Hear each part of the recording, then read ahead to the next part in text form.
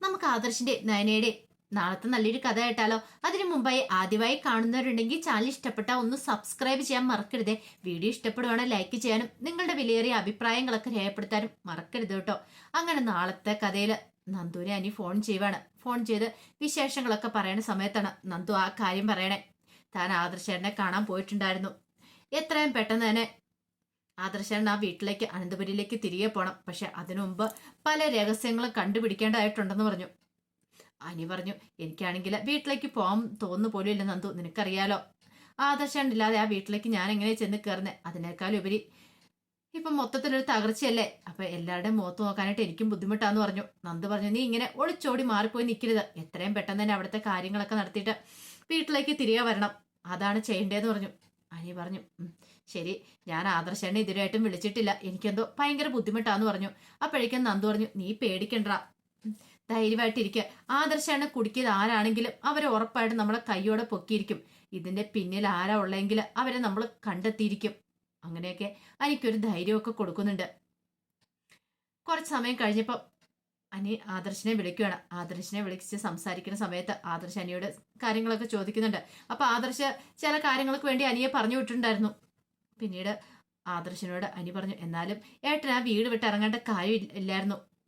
ഏട്ടത്തി പ്രഗ്നന്റ് ആയിട്ടിരിക്കുന്ന സമയത്ത് വീട്ടിൽ നിന്ന് ഇറങ്ങേണ്ട കാര്യം ഉണ്ടായിരുന്നു എന്ന് ചോദിച്ചു. അപ്പോഴേക്കും ആദർശ് പറഞ്ഞു, എടാ നിനക്കറിയാലോ മുത്തശ്ശൻ എന്നിൽ എത്രമാത്രം വിശ്വാസമായിരുന്നെന്ന്. പക്ഷെ എല്ലാം ഒരു നിമിഷം കൊണ്ട് തകർന്നു പോയില്ലേ. എന്നാലും ഏട്ടൻ എം ഡി സ്ഥാനം രാജിവെച്ചു. പക്ഷെ ആ വീട് വിട്ടിറങ്ങേണ്ട കാര്യം ഉണ്ടായിരുന്നോ? എം ഡി സ്ഥാനം രാജിവെച്ചുകൊണ്ടായില്ല.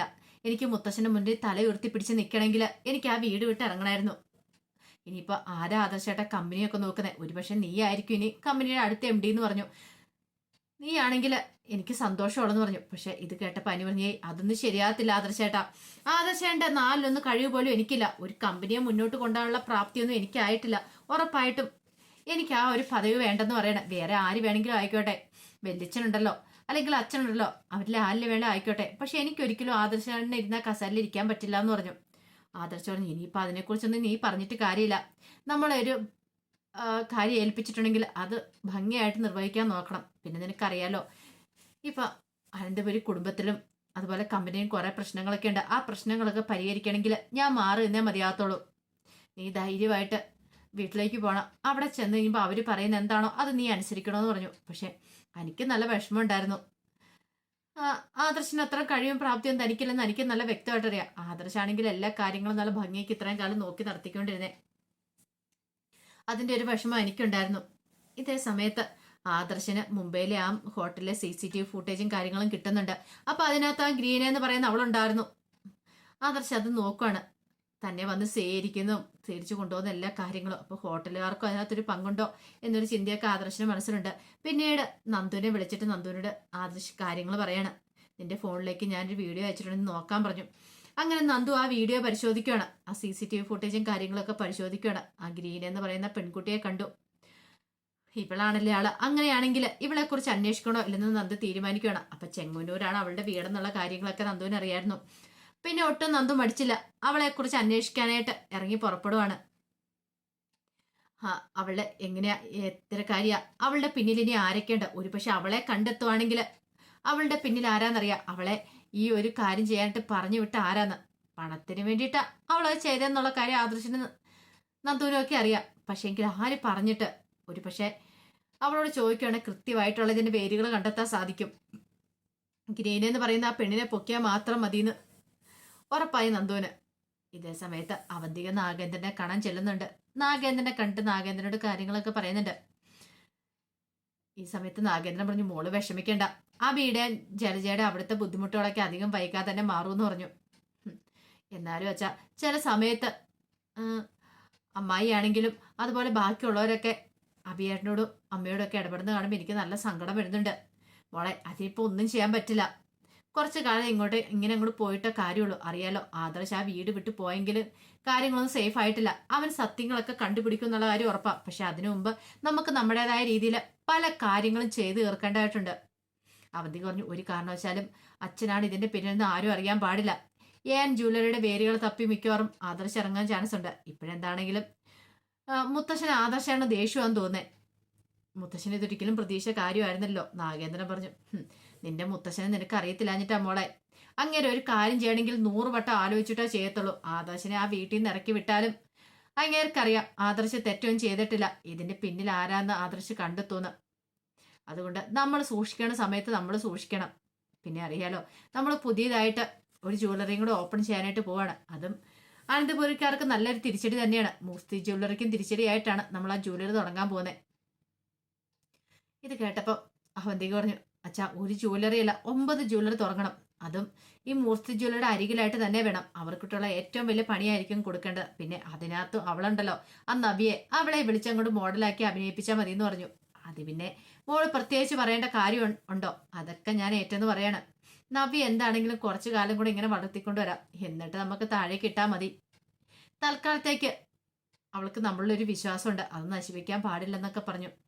അങ്ങനെ അവർ സന്തോഷിക്കുകയാണ്. ഇതേ സമയത്ത് മുത്തശ്ശൻ്റെ അടുത്തേക്ക് മുത്തശ്ശി എന്തോ മുത്തശ്ശിന് സംസാരിക്കുന്ന സമയത്ത് പറഞ്ഞു, അതെ, എത്രയും പെട്ടെന്ന് ആദർശമാൻ ഇങ്ങോട്ടേക്ക് വിളിക്കണം.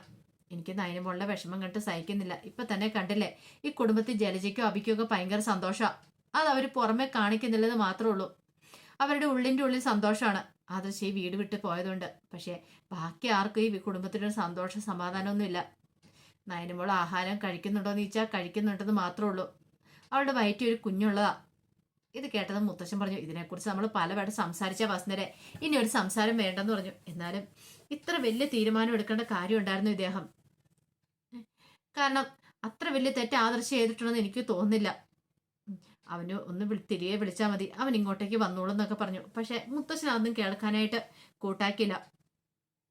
മുത്തശ്ശൻ അറിയാം, ഈ സമയത്ത് ആദർശിനെ മാക്സിമം പ്രകോപിപ്പിക്കുകയാണെങ്കിൽ അവൻ എത്രയും പെട്ടെന്ന് സത്യങ്ങളൊക്കെ കണ്ടുപിടിച്ചോണ്ട് വരും. അല്ലെങ്കിൽ ശരിയാവത്തില്ല. അവൻ എത്ര കഴിവും പ്രാപ്തി ഈ കുടുംബത്തിലില്ല, ആരുമില്ല എന്നുള്ള കാര്യം മുത്തശ്ശന് നന്നായിട്ട് അറിയായിരുന്നു. പിന്നീട് മുത്തശ്ശനെ ജയനെ അജയനെയൊക്കെ വിളിപ്പിക്കുന്നുണ്ട്. വിളിപ്പിച്ചിട്ട് കാര്യങ്ങൾ സംസാരിക്കുകയാണ്. കമ്പനിക്ക് എത്രയും പെട്ടെന്ന് ഒരു MD വേണം. ഇനി ഇതെങ്കിലും നീട്ടിക്കൊണ്ടു പോകാൻ പറ്റില്ല.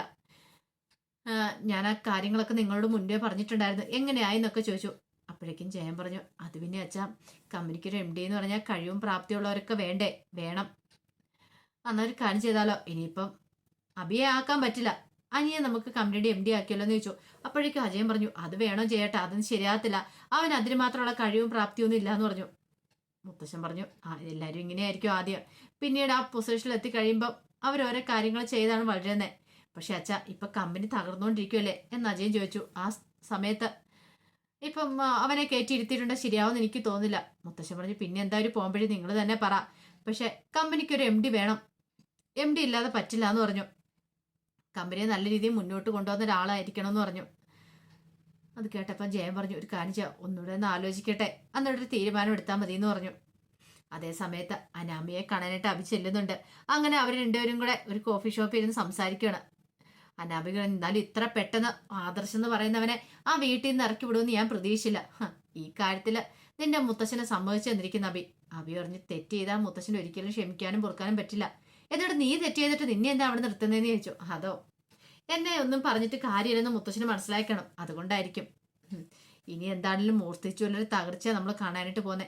അത് കേട്ടപ്പം അനാമിക പറഞ്ഞു, ഇങ്ങനെ ഒരു ദിവസത്തിനായിട്ട് എത്രമാത്രം നമ്മൾ കാത്തിരുന്ന, തകർന്ന തരിപ്പണമായിട്ട് വേണം ഒരു ദിവസം എനിക്ക് ആ കിളവന്റെ മുന്നിലേക്കൊന്ന് പോയി നിൽക്കാനായിട്ട്. എന്നെ എൻ്റെ അച്ഛനും അമ്മയൊക്കെ അവിടെ നിന്ന് അടിച്ചിറക്കുന്ന പോലെ ആട്ടി ഇറക്കി വിട്ടതല്ലേ, അവരുടെ മുന്നിൽ പോയി എനിക്ക് നിൽക്കണമെന്ന് പറഞ്ഞു. പിന്നീട് ചോദിച്ചു, അല്ല നവ്യേച്ചി എന്ത് പറയണു? നവ്യക്ക് ഭയങ്കര സന്തോഷമാണ്. കാരണം ഇപ്പൊ AN ജ്വല്ലറിയുടെ മോഡൽ, പരസ്യ മോഡൽ അവളാണല്ലോ. അതുകൊണ്ട് അവൾക്ക് ഭയങ്കര സന്തോഷമുള്ള കാര്യം. പിന്നെ ആദർശിനിട്ട് ഇങ്ങനെ ഒരു പണി കിട്ടിയതും കണ്ട് അവൾക്ക് നല്ല സന്തോഷമാണെന്ന് പറഞ്ഞു. ഇത് കേട്ട് കഴിഞ്ഞപ്പോൾ അനാമിക പറഞ്ഞു, അങ്ങനെ തന്നെ വേണം, ഇങ്ങനെ തന്നെ കാര്യങ്ങളും മുന്നോട്ട് പോട്ടെ, ഒരു കാരണവശാലും ഇനി മൂർത്തി ജ്വല്ലറി കയറി വരില്ല. അഭിയേണ്ണെ കൊണ്ട് പറ്റുന്ന കാര്യങ്ങളൊക്കെ അഭിയേട്ടൻ ചെയ്യണമെന്ന് പറഞ്ഞു. ഇത് കേട്ടപ്പോൾ അഭി പറഞ്ഞു, എന്നെ കൊണ്ട് പറ്റുന്നതൊക്കെ ഞാൻ ചെയ്യുന്നുണ്ട്.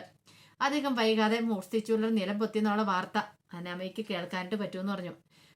അവൻ ജയിലിൽ കിടക്കാൻ നമ്മൾ കുറെ പ്രാർത്ഥിച്ചു, നടന്നില്ല, പക്ഷെ ഇനി അങ്ങനെയൊന്നും ആയിരിക്കില്ല എന്ന് പറഞ്ഞു.